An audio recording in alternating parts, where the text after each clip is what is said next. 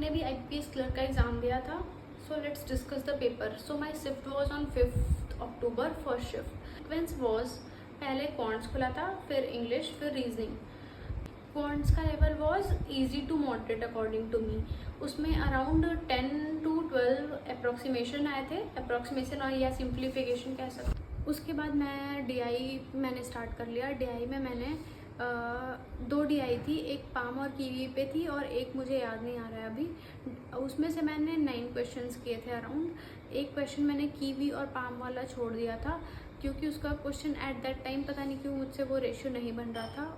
May be मैं कोई गलत नंबर उठा रही होंगी।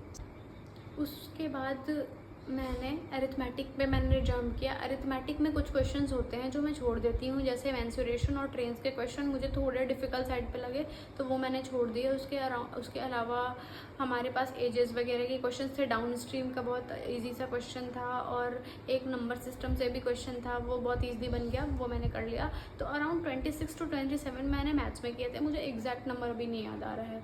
इंग्लिश में अराउंड मैंने 29 अटैम्प्ट किए। इंग्लिश वॉज ऑन, मैं तो कहूँगी कि ऑन मीडियम साइड, क्योंकि ये मेरा IBPS क्लर्क का सेकंड अटैम्प्ट है और मैं उसके अलावा मैंने और भी पेपर दिए हैं, तो मुझे थोड़ा सा इंग्लिश टफ साइड में लगा क्योंकि एरर डिटेक्शन के क्वेश्चन थोड़े टफ थे और पैराजंबल भी ओकेज था। पैराजंबल में मेरा सीक्वेंस है BDEAC।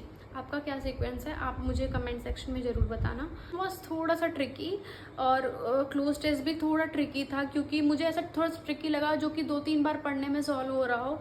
उसके बाद RC was very easy, it was like very interesting to read. It was on solo travelling, तो उसमें बहुत अच्छी नॉलेज भी दी हुई थी सोलो ट्रैवलिंग के बारे में। मुझे तो पढ़ के मज़ा आ रहा था। I was distracted for a bit क्योंकि एग्जाम में मैं थोड़ी सी लास्ट में मतलब मैं ऐसी हो जा रही थी कि हाँ ठीक है मैंने ठीक ठाक अटैम्प्ट कर लिए हैं, तो लास्ट में थोड़ी सी रिलैक्स मोड में आके मैं कर रही थी, जैसे हम एग्जाम में पूरे बीस्ट मोड में करते हैं वैसे नहीं करके।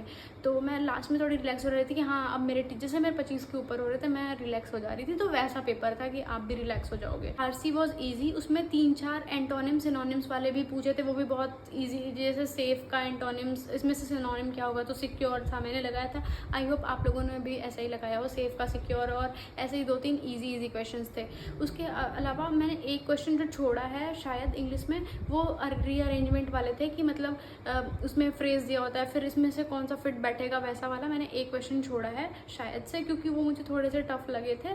और बाकी इंग्लिश मैंने 29 अटैम्प्ट किया तो मुझे ओके लगा था। उसके बाद रीजनिंग पे आते हैं। ऑल्दो मेरा रीजनिंग सेक्शन थोड़ा सा वीक है, मैं ये मानती हूँ, कभी कभी पजल्स में से बनते ही नहीं है एग्ज़ाम में। बहुत सारे एग्ज़ाम में मेरे ऐसे हुआ है कि पजल एकदम बने ही नहीं है, लेकिन IBPS क्लर्क के पजल जो है वो 1 गो में बन रहे थे सारे पजल्स।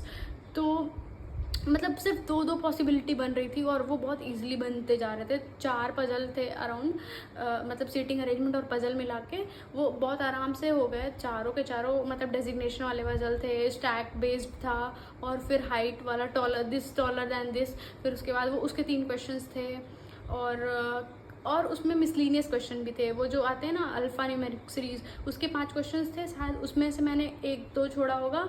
और वो जो आते हैं कि मतलब एक वर्ड दिया था, एंट्रोपी वर्ड दिया हुआ था, और उसको बोला था कि इसको पहले अल्फ़ाबेटिकल में करो लेफ़्ट टू राइट, फिर उसके बाद कौन से अपने उस पोजीशन पे रहेंगे, सेम पोजीशन पे रहेंगे, चेंज नहीं होंगे, वो बताने थे। शायद वो मेरे से छूट गया था, वो मैंने कर लिया था, बट लास्ट में मेरे को टिक करने जा रही थी, उसे में टाइम ख़त्म हो गया। तो अकॉर्डिंग टू मी मैंने 87 या 88 किया है। मेरे को एग्जैक्ट नंबर अभी नहीं याद है क्योंकि थोड़ा टाइम हो गया मुझे एग्ज़ाम दे के आए हुए। So according to me paper was on easy to moderate side, ज़्यादातर ईजी था। इंग्लिश थोड़ी बहुत मॉडरेट थी, अगर आप पेपर में कहीं पैनिक करते हो तब थोड़ा बिगड़ सकता है, otherwise paper was on easy to moderate side. मैंने 87 to 88 अटैम्प्ट किए हैं। इंग्लिश में अगर थोड़ी बहुत एक्यूरेसी गड़बड़ हुई होगी तो, वरना मैथ्स और रीजनिंग में तो सही ही थी एक्यूरेसी। इंग्लिश का कोई भी क्लियर नहीं बता सकता। तो I am hoping positive. All the best जिनका भी फ्यूचर में कोई भी एग्ज़ाम है। अगर आपका 80+ आपने अटैम्प्ट किया है तो आई थिंक आप मेंस का प्रिपरेशन आराम से स्टार्ट कर सकते हो। मेरे हिसाब से 80+, anyone 80+ is a good attempt. अगर आप 75 भी हो, अगर आपने एक्यूरेसी से अटैम्प्ट किया है तो आप आराम से मेंस का प्रिपरेशन स्टार्ट कर सकते हो। All the best for all your near future exams. Thank you.